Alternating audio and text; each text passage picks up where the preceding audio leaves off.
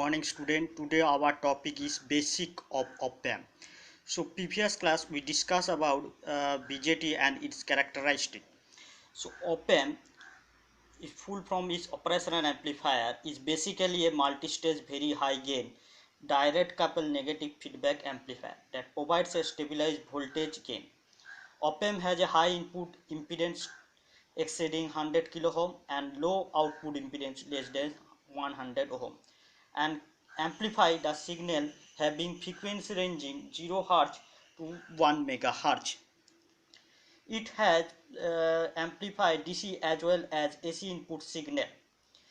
And op-amp is so named because it is called op-amp because it is originally designed to perform mathematical operations such as summation, subtraction, multiplication, differentiation, integration, etc. Nowadays, the op-amp are put a variety of other use such as sign changing, scaling, pulse generator, square wave generator, triangular wave generator, comparator, analog to digital converter, digital to analog converter, current to voltage waveform, and so others. The op-amp manufactured with IC, diodes, resistor and capacitor is a extremely versatile device that is found doing countless tasks, that is many more. The op-amp is having advantage of an IC such as low cost, small size and temperature stability and low offset current, voltage and current. We generally use IC741 as a op-amp we have seen, and its temperature, commercial temperatures written as C. Its temperature is 70 to 70 degree to 75 degree centigrade. And there are various company has designed Motorola MC IC MCI 741. Natural Semiconductor has designed IC LM 741. RCA company has designed CS 3741. There are the various company have designed various types of op-amp. So generally we use IC741 and its block diagram of a op-amp. If we see that first of all there is a input stage. There is terminal, non-inverting in, and here is the inverting input. Then it goes through a intermediate state.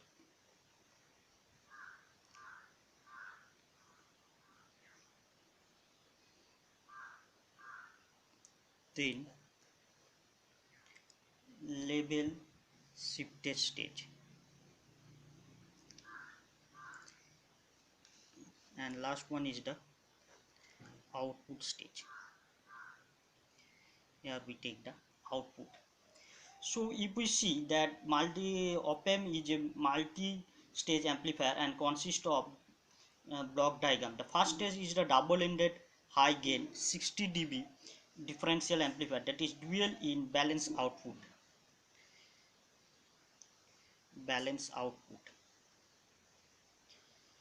Differential amplifier.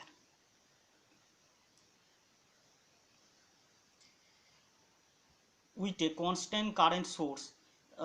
In this case the high gain is desirable so that there would be negligible effect of the output of any shortcoming in the following stages. That is the reason why the stage is generally responsible for most of the gain of a op-amp. Also this stage determine the input resistance of op-amp. Output stage taken out the collector of the 2 emitter bias circuit so that output remain balanced and the DC voltage at the output is quiescent condition maintain 0 level. The second stage, the intermediate stage, is usually another differential amplifier which is driven the output by first stage, and the most amplifier intermediate stage is dual input unbalanced output. Dual input unbalanced output differential amplifier we use here.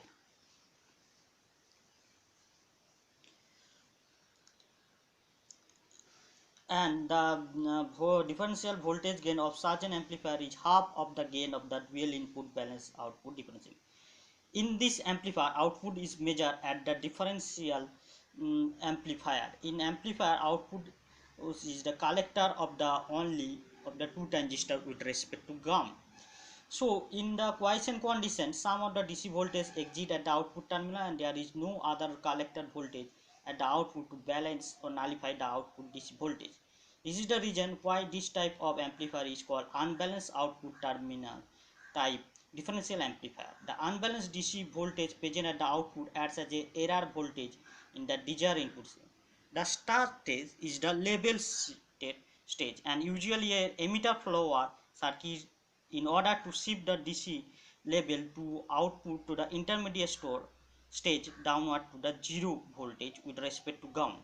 It is now note that here the error signal is developed in the intermediate state due to the direct coupling and gets the amplifier succeeding stage. So here we use emitter follower and this increase the DC level tend to the operating point of the succeeding stage which limit the output voltage swing may distort the output signal. To overcome this problem, we use label translator or shifter so that circuit becomes to bring the DC level to zero, that is ground potential. And last all the final stage is the output stage, usually push-pull complementary circuit we use. And this is the complementary amplifier. And this is the increase the output voltage swing, the current supply capability of the amplifier. A well designed output stage provide low output resistance. So these are the four stages we use to the basic of a op amp. If we see the symmetric symbol of an op amp, what we see that there is a inverting terminal, non-inverting terminal and the output. Suppose this is the symmetric diagram. Suppose this is the gain, here is the non-inverting,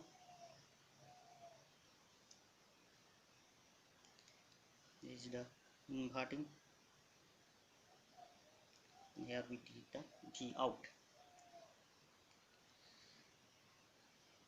Here the positive symbol denotes the non-inverting terminal and negative symbol denotes the inverting terminal.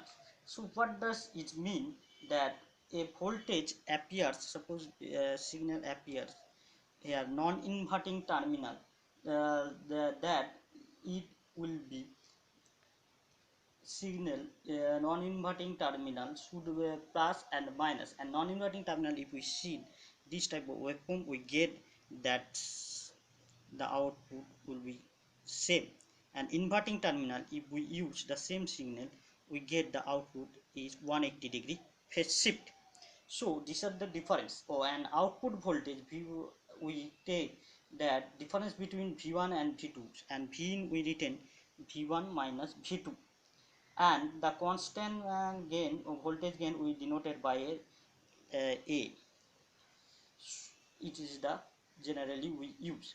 And if we see that V out is generally a into V1 minus V2 or AVD. VD is the difference between voltage V1 and V2. So these are the non-inverting, and we take, if we see the symmetric top overview of, there are various types of op amp we use configuration. Dual in package we if you use the configuration is pin number 1 is offset null, then pin number 2 we see that here we use inverting,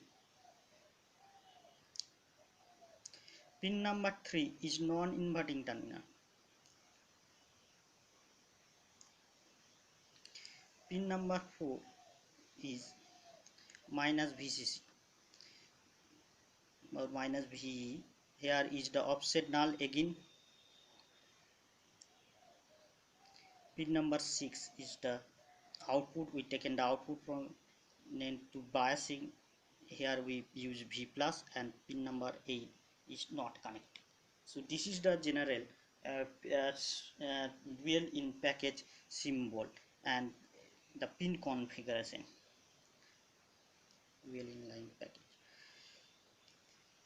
So these are the general condition and the symbol. And if we see that for ideal op-amp, there are the characteristic op-amp. The gain is infinite, and when the op-amp is operated without any connection between the output and input without feedback, it is said the op-amp is open loop condition, means infinite voltage gain, and voltage required to input produce the output voltage is zero. If we in its infinite input resistance, the Rn is infinite, and it is means the input current, the Rn draw from the source is zero, so it does not load the source. It means the op-amp voltage control device. R out generally output impedance is V out difference depends on the load resistance connected between the output terminal, and V out is independence of the current by the load. Next part, balance. Because of the infinite voltage gain, the voltage difference between inverting and non-inverting terminal, V, that is Vd, V1 minus V2, we have seen that is essentially zero. That is V1 for V2 for finite output voltage implies that V1 and V2 track each other and virtual short circuit exit between the two input terminals, but no current flow between the two terminals, as Rin is infinite. Infinite frequency bandwidth, that is the flat frequency response DC, infinite, so the frequency signal 0 to infinity, and drip characteristic of this temperature is nil, and CMR common mode rejection ratio is infinite, so the amplifier is free from undesired common mode signals such as pickup and terminal noise. Output voltage is 0 when input voltage is 0, that is offset voltage is 0. This is the general condition of the op-amp. And if we see the internal equivalent circuit of an op-amp, then equivalence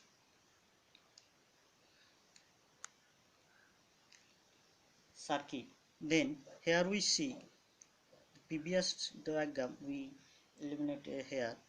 There is a resistance, this resistance is Rin. Here is the two terminal V1 V2, it is the non-inverting. Here is the negative terminal, this is the inverting terminal. We have discussed previous, the difference is Vd, and here we take the output terminal, and there is a resistance R out. This is a Vd, this is plus plus Ve balance the minus V balance it, output here we take. So if we see the AD is the Thevenin's equivalent voltage, V out we know the A equal to V1 minus V2, we have discussed previous. An ideal characteristic of an voltage transfer, if we draw the characteristic, then we see that there is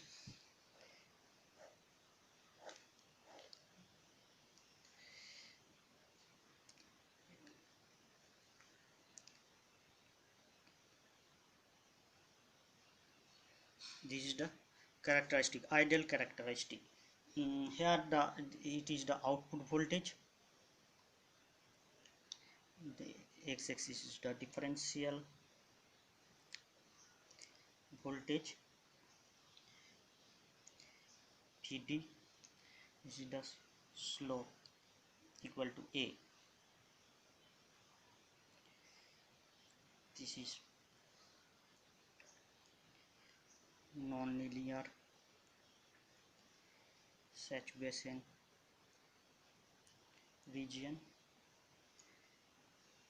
same as non-linear saturation region, and it is here is the minus V set less than minus V, V set less than plus VCC. So if we see the output will be V0 and V input voltage Vd keeping a constant, that this is the representative of ideal voltage transfer curve. And it sees that in normal op-amp we use negative feedback, the op-amp offset voltage nearly zero, and it is ignored for simplify the calculation. And it is that drawn from the scale that it should be almost vertical scale, because the very large voltage gain A, and reveals that output voltage Vout cannot be exceed the positive and negative saturation voltage. And if we see that what is the basic op-amp circuit, there we get the equivalent result of an op-amp. This is the transfer characteristic.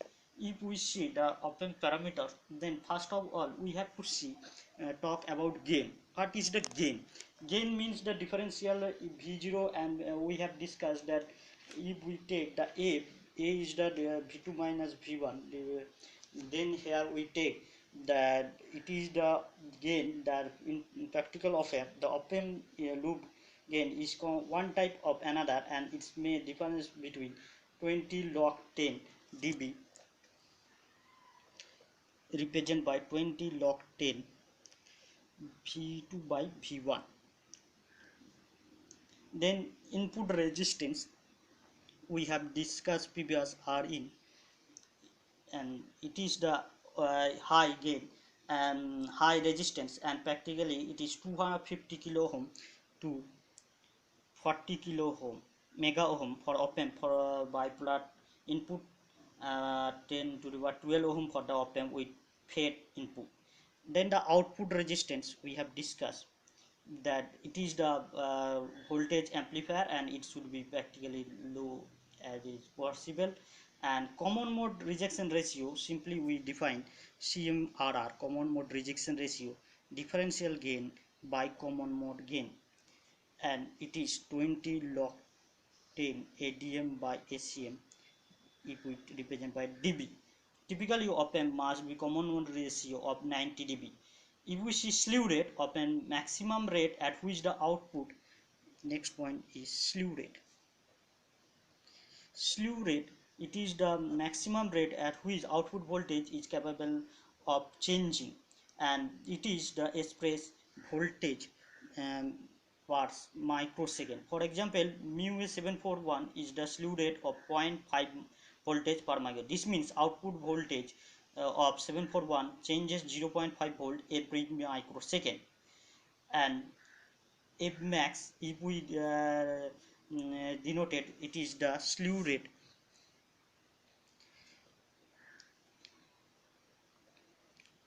by 2 pi p peak.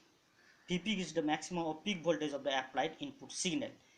And then the parameters is bandwidth. Bandwidth is the is the constant for all frequencies but false high frequencies because the capacitive effects.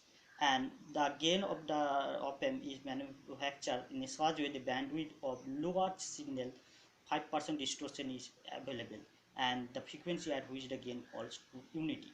Next is the input voltage and input offset voltage, input bias current. What was you see that input offset voltage?